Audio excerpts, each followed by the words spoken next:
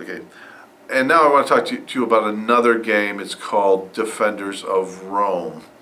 And this is also a unique game in the fact that you get to control the political aspect of this game as well as the military aspect of this game.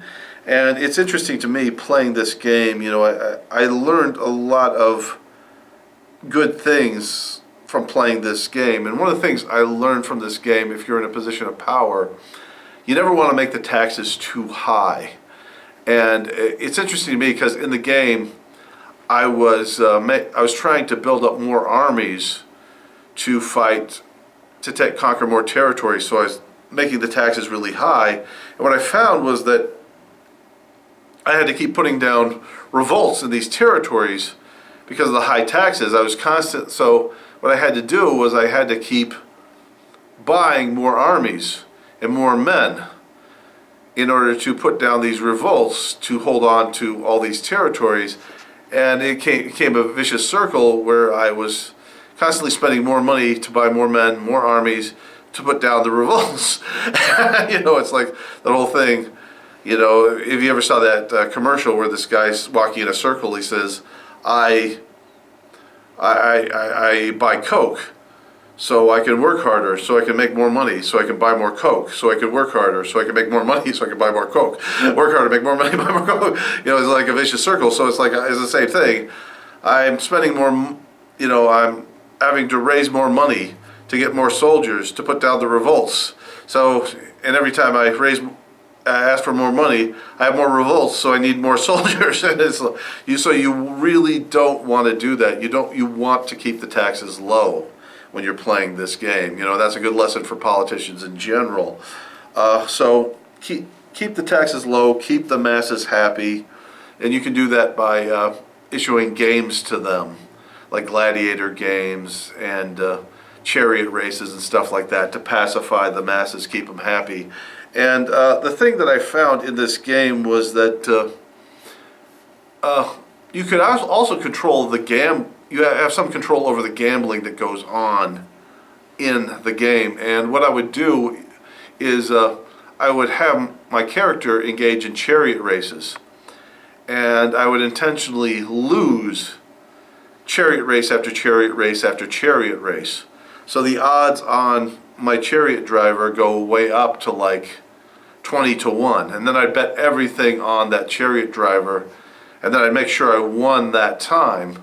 And then once I won, I would, let's say that I had, 50 talents.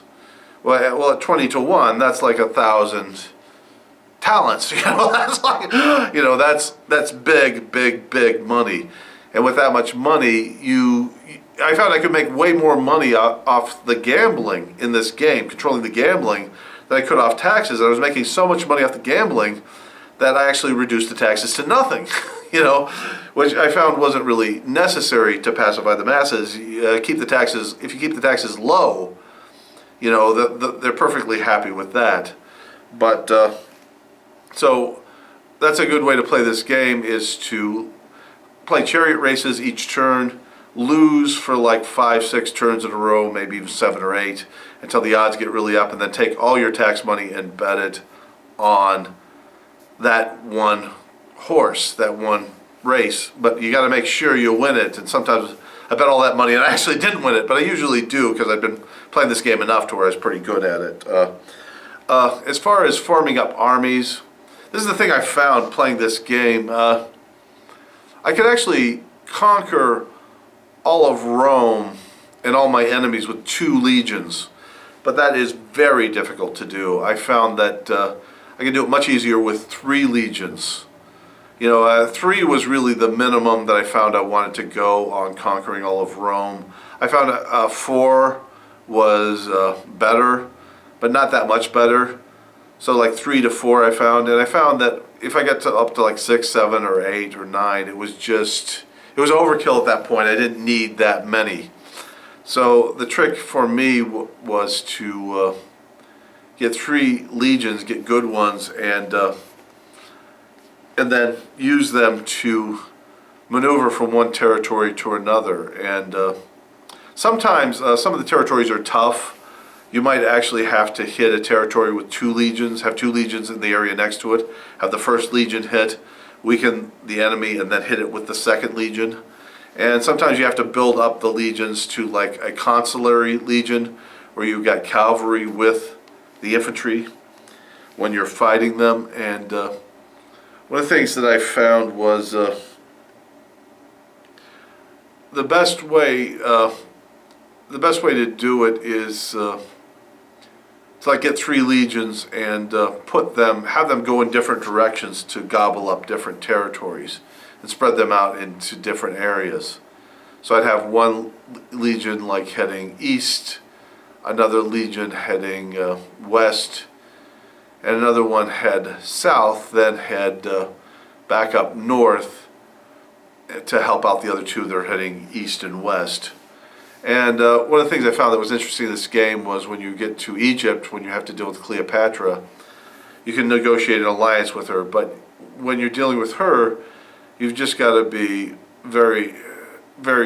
you got a choice of being formal, friendly, or nasty.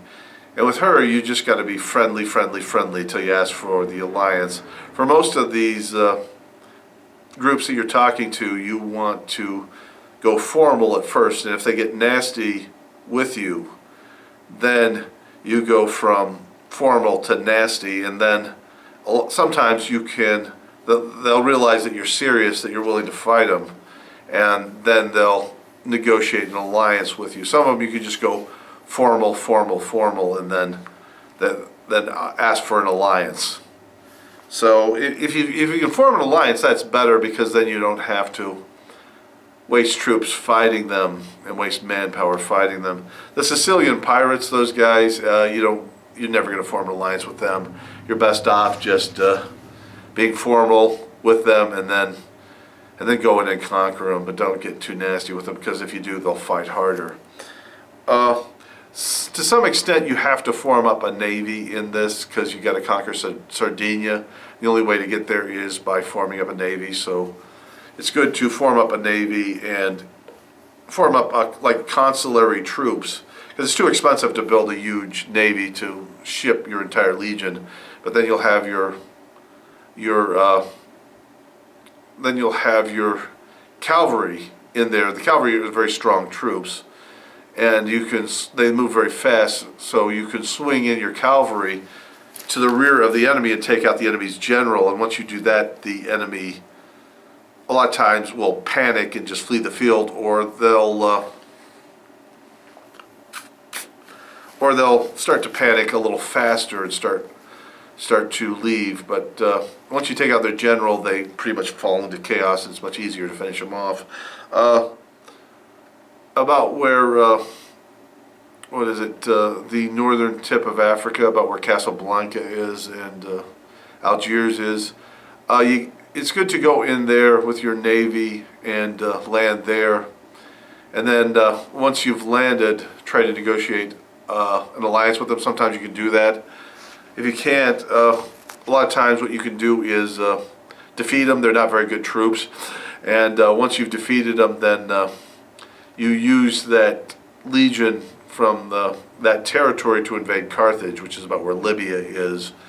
And it's good to hit them a couple times to wear them down, because they're really a tough opponent. Because if you can wear them down from like the Algiers side, you bring another legion in from the other side to finish them off. You can hit them from 2 directions at the same turn, or repeatedly.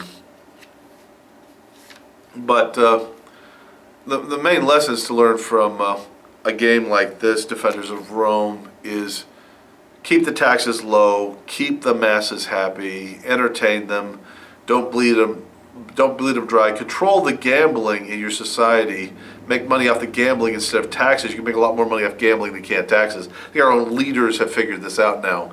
And then you need enough of a military/police force to control things, but it's good not to spend too much money on that. There's a point where it just becomes redundant. So you want to spend not too little, but not too much, and figure out that right amount. Okay.